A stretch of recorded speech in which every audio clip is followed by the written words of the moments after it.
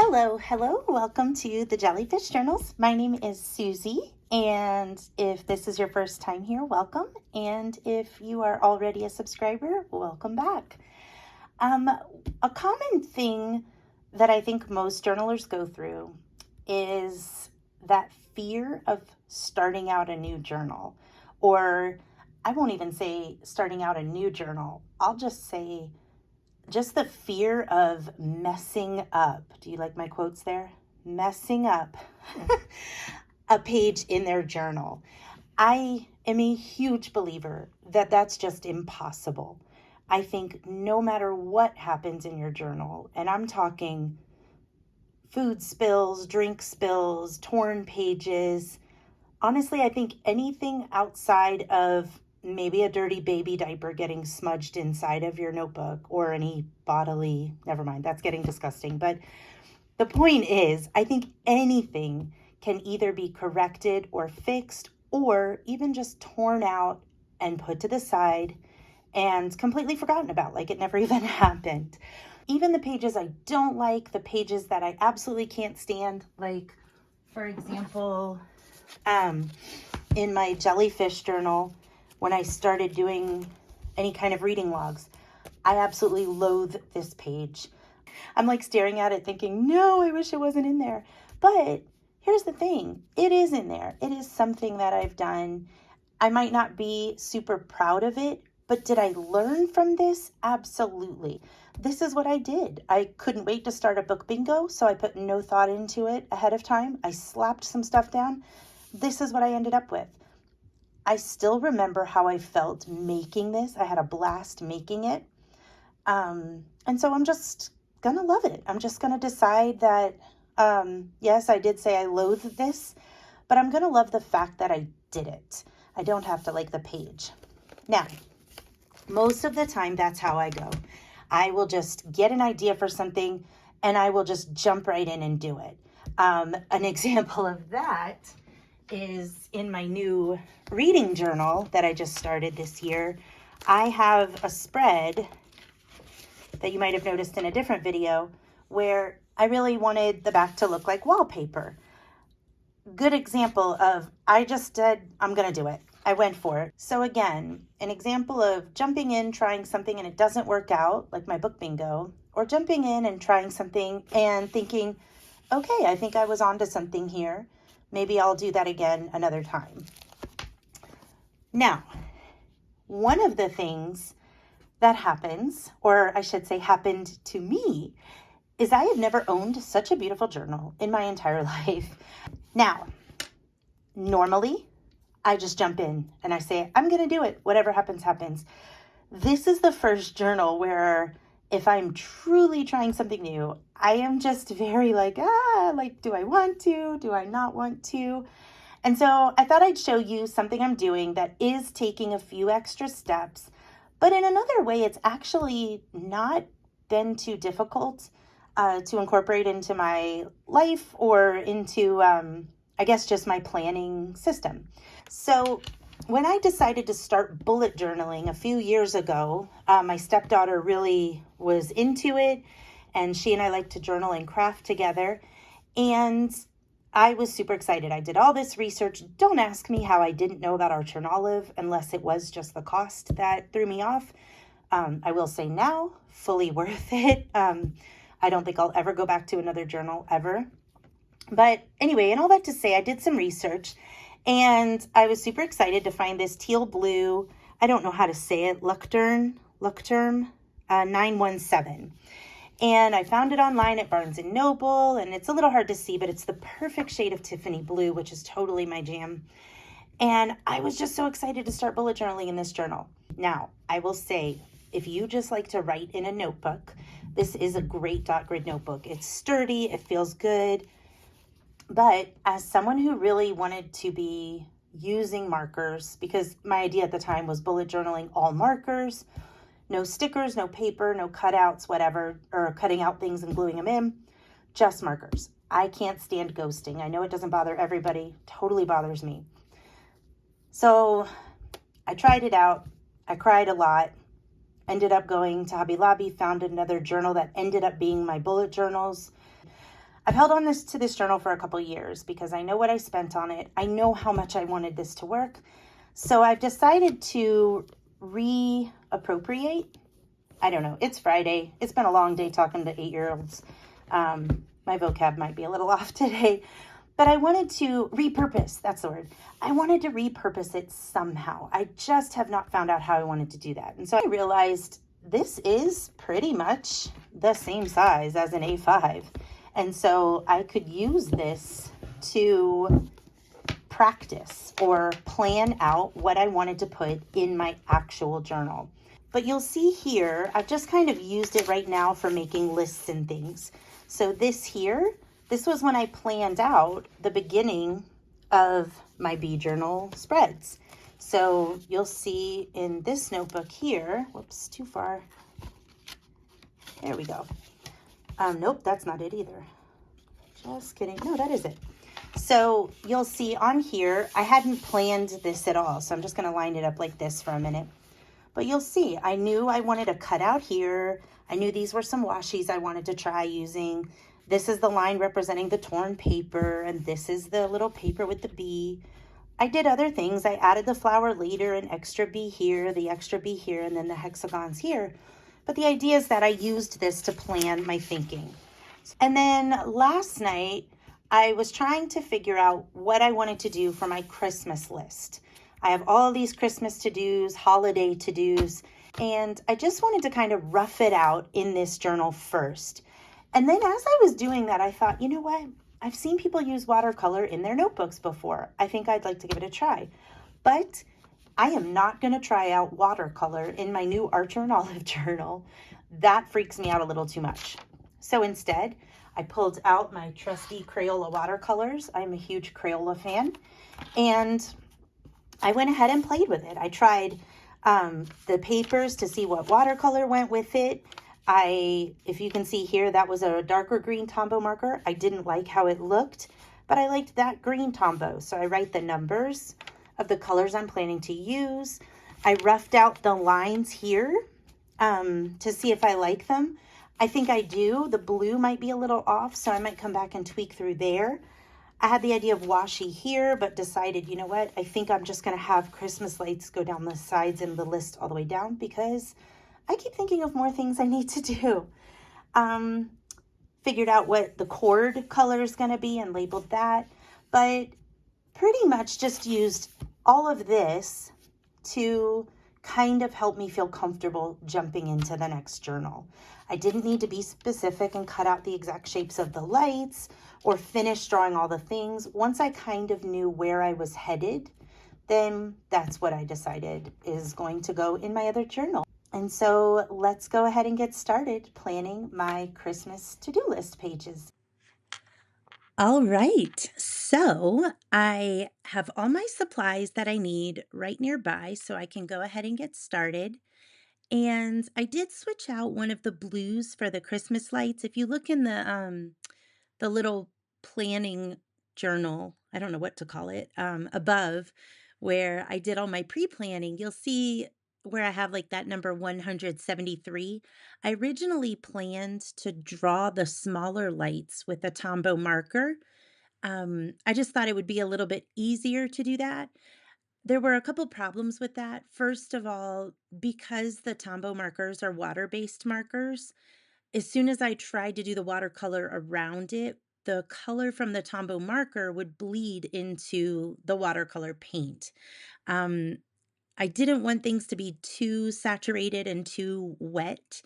So that was one reason I decided not to use those. The other reason I decided not to was you can see those darker blue lines in the list portion of the pre-planning journal, and that dark blue just felt too dark. So I was trying to base it off of the darker blue scrapbook paper that I was using to make these light bulbs a little more fun and textured at the top of the page. But in the end, it just didn't feel as Christmassy. It felt just a little bit too dark. So you'll see that I do use a lighter blue in the final. But again, this is why it's kind of a good thing to go ahead and pre-plan a little bit.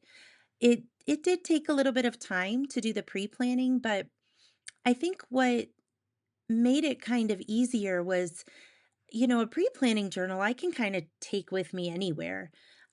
It's funny now that I have kind of started adapting to working in my notebook with a pre-planning journal. That's a tongue twister. Um, I have been carrying it around with me everywhere just in case I get an idea. So I went with my husband. I had to drop him off at the airport the other day, and it's a little bit of a drive to the airport. So I took the pre planning journal in there in the car with me and I doodled in it while we drove to the airport. I would never be able to obviously work in my journal in the car and create a legitimate spread or a true spread that at least nothing I'd be very proud of. It'd probably be a little bumpy. That could actually make a very fun journal spread, in the car spread, and you just take whatever bumps come along with it. But I was able to kind of hash out what I wanted to do. And if you're kind of a slow creator like I am, it could be really useful for that. Anytime you're stuck somewhere waiting for something or waiting for someone, or again, a long car trip, or sometimes I get to one of my daughter's school performances a little bit early. It's easy enough to bring a little notebook and just sketch out some ideas. This morning, actually, when I was at church, I suddenly had an idea for something, and I didn't have my pre planning notebook with me, of course. I probably wouldn't recommend taking it to church, but because I've already gotten in this habit, I just ended up doing a quick little sketch in the back of my scripture notebook, my church notes notebook, and kind of drew that out so I wouldn't lose what I'm what I was thinking of. And I don't know, I think it's really helped me out because, aw, hey Bubba. I am very curious what he's been rolling around in. Look how dusty he is. He's funny. Oh, he's rubbing his head on the lamp. He always has to rub his head on everything. Anyway, it really helps because once I know a layout idea in my head, or I have it down on paper, or I'm feeling like this is what I'm going to do, well, then it's just a matter of what decorations or what paper, and that doesn't take as long to pull out. I guess overall, it's just a little less overwhelming to kind of have a plan in place. And maybe that's the teacher in me, the plan before the do, but it's really working out well for me. So, for the Christmas lights at the top of this page, you can see I pretty much just roughed them out. I meant to Google a good light shape, but I feel like in the end, once the watercolor's on and they look like they're lit up and the cord is there, it's pretty obvious what they are. Plus, I think I write down that this is a holiday list or a Christmas to-do list or something like that at the end. And so I just figured I wasn't going to worry too much about it. Again, I'm not looking for perfection. I'm not looking for anything to um be super particular. I really did want this to feel very loose and fun. I debated, oh yeah, I do recommend tucking a paper in behind. Um, certain things like I did wonder, I don't know, I just have trouble visualizing things sometimes. So at first I was thinking, oh, the glow from the lights would just be on this part of the light. And then I think I just was having so much fun with the watercolor, I decided to go ahead and just go all the way around the lights. And in the end, I'm glad I did. It added a lot of that watercolor across the top. I am a huge Instant Archer and Olive fan. I will sing their praises a little bit more right now.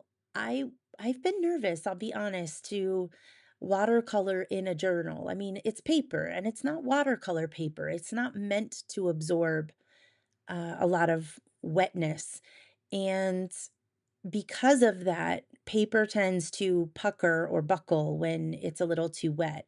So I really tried to go light-handed on the water part of it and just sat not saturate, sorry, wet down the color a lot and then spread it out as much as I could.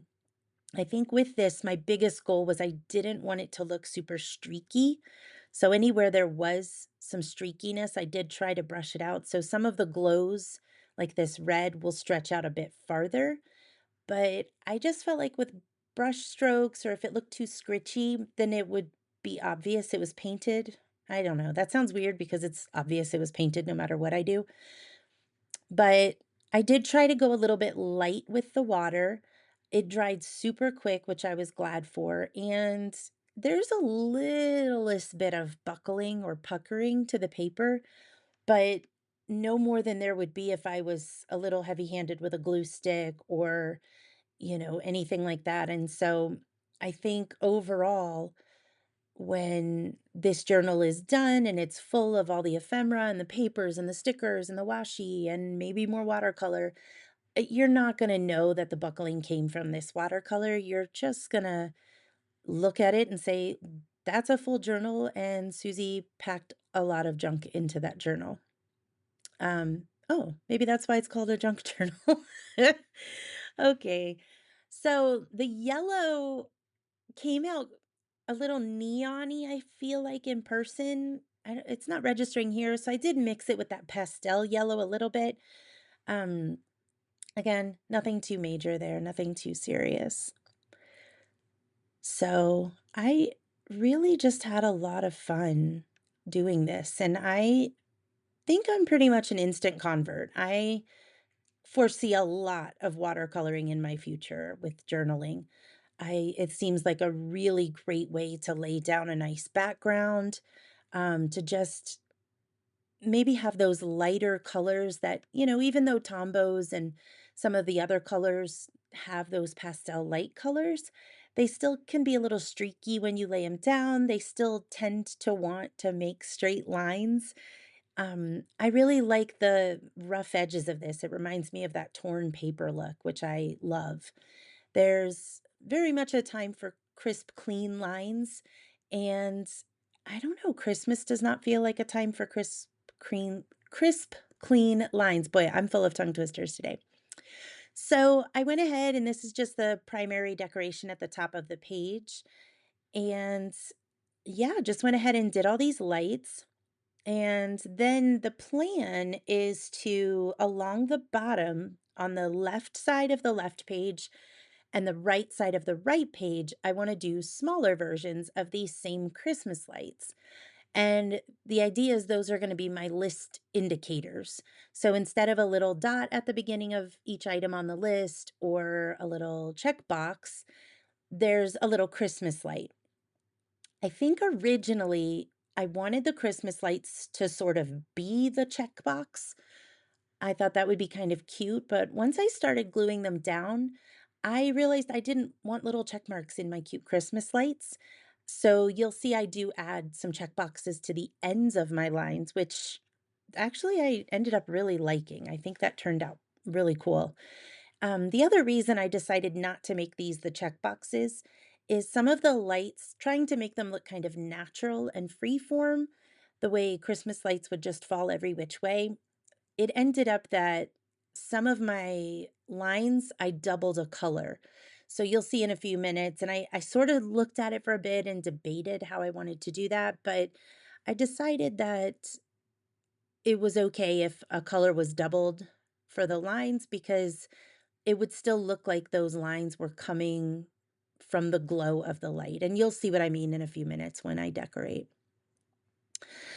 So you'll also notice that I believe I end up with 5 items on this side and 11 on the other side, and I may end up with more than that on the list, and I'm sure for some people that doesn't seem like a lot on my to-do list for the holidays.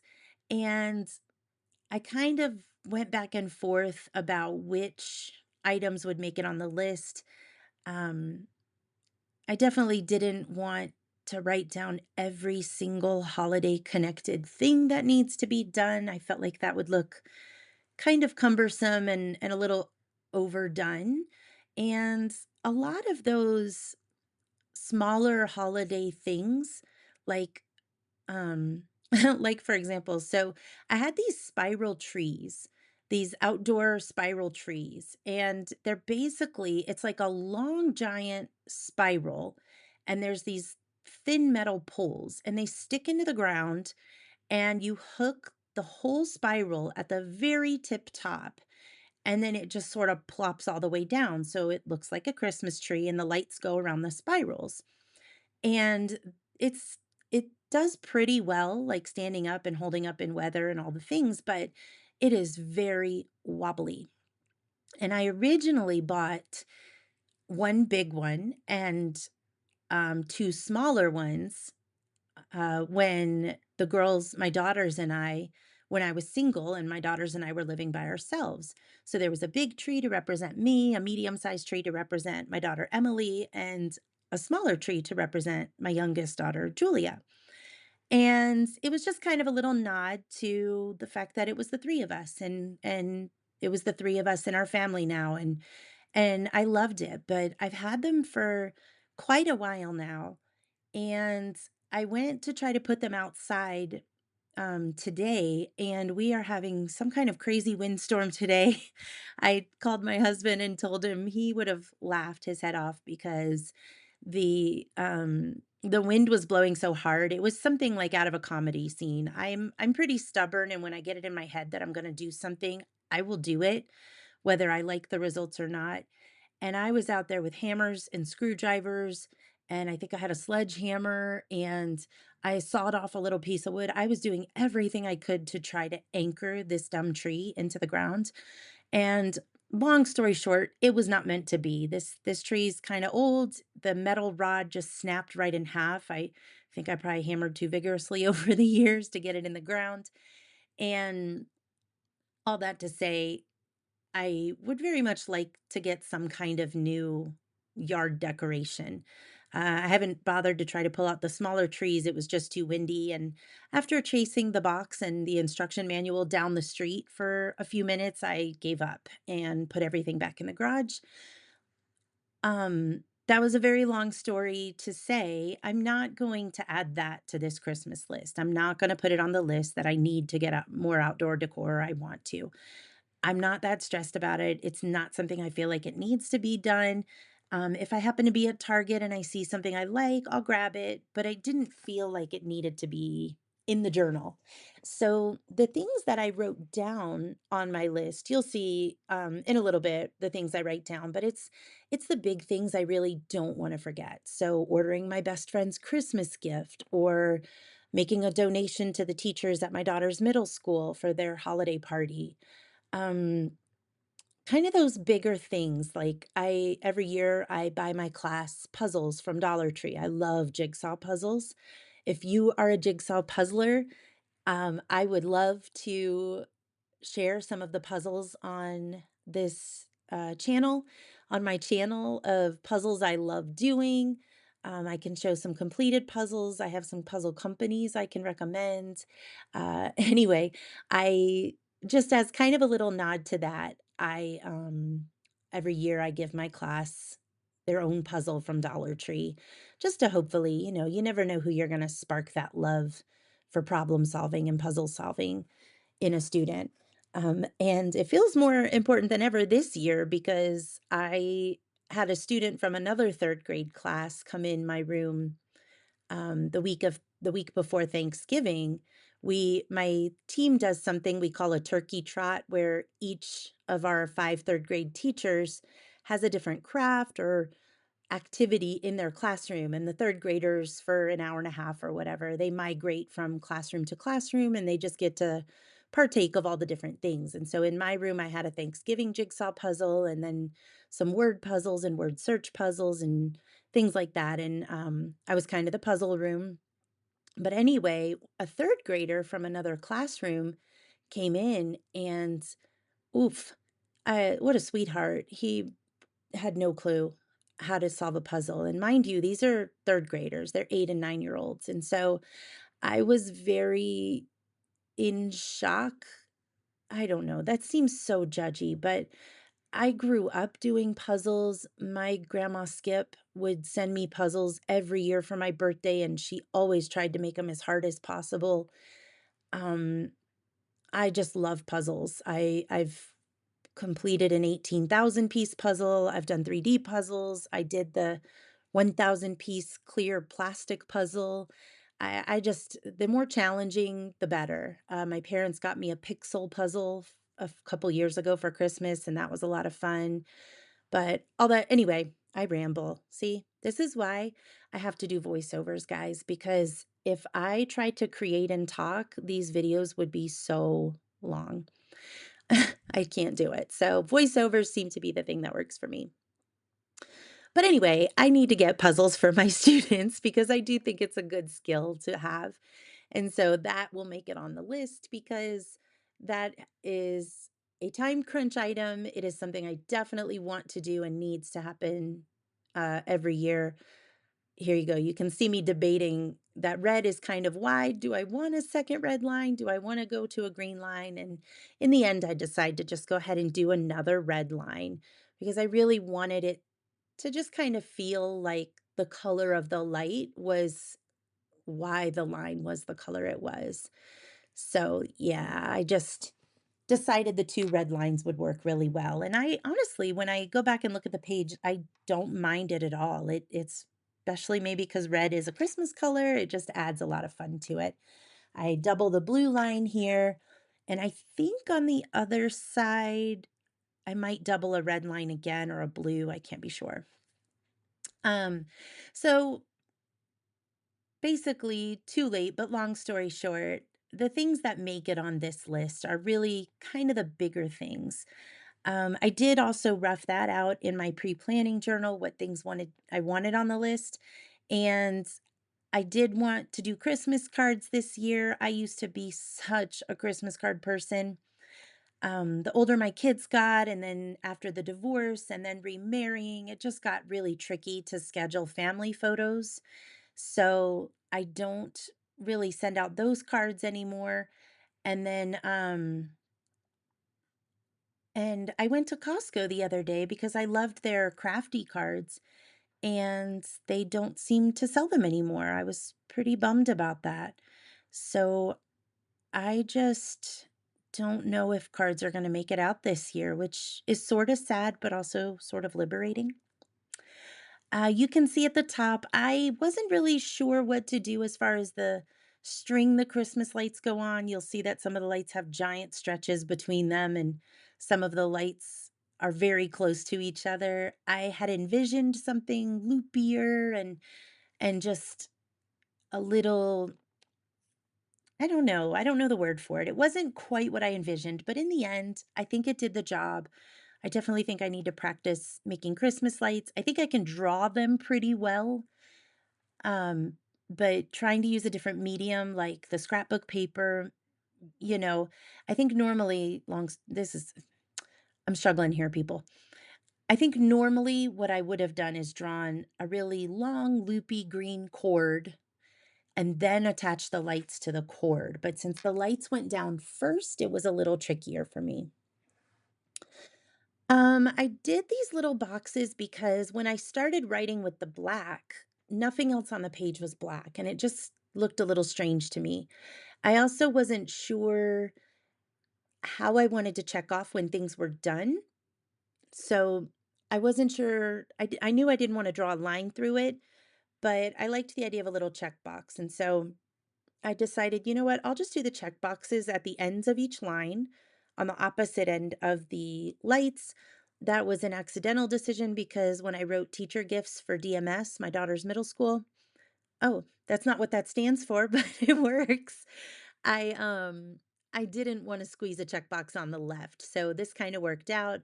At the end, I'll go through and fill in some of those check boxes that didn't quite have enough marker behind them, like the one I just wrote. Also, I don't know if you're like me, but once a list is in my head and I have an opportunity, I'll start getting things done right away. So I've already finished about half of everything on this list before I even made this. Today is Sunday, December 8th. And yeah, a lot of this I just knew needed to be done. I had a lot of time to do some stuff yesterday, so I just went for it.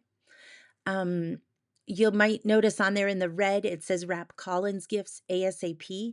So my stepson, I just picked him up from the airport today. He's home from college for the winter break, and a lot of his gifts had arrived. And so I was like wanting to make sure I definitely got that done yesterday before he got here because since he's on break, um, he's gonna spend a lot of time just relaxing around the house and just decompressing, and, a bunch of his friends are still finishing finals and stuff, so until they make it home from their schools, it just, wasn't the kinda thing I thought I'd just be able to pull out and wrap his gifts with him being here.